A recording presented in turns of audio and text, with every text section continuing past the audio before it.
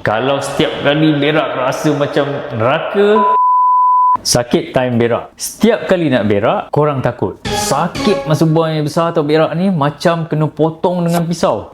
Tahan nafas, selesai pun masih sakit. Sejam, 2 jam lepas buang yang besar tu. Ini bukan buasir ya, ini bukan buasir biasa. Tu mungkin fissure. Macam mana nak bezakan? Buasir, sakit, tumpul, gatal, ada bengkak yang boleh raba mungkin. Fissure ni sakit dia macam tajam, macam kena potong dengan pisau semasa tengah berak. Selalunya ada darah yang fresh keluar. Dua benda berbeza ya, rawatan pun berbeza. Fissure ni macam luka kecil tapi dia dekat tempat yang setiap kali kena tarik dan regang semasa berak. Macam korang ada luka kat bibir, lepas tu setiap hari makan cili atau terbuka balik, macam mana nak baik? Sebab tu fissure ni boleh jadi penyakit yang kronik atau berpanjangan ya. Kebanyakan fissure ni actually boleh baik dengan rawatan konservatif, ubat tahan sakit dan juga diet. Tahun demi tahun tak baik-baik kalau tak rawat dengan betul. Kebanyakan fissure boleh baik dengan ubat dan perubahan dari segi tabiat pemakanan atau diet saja. Tak perlu bedah, tak semua fissure kena bedah. Tapi yang pentingnya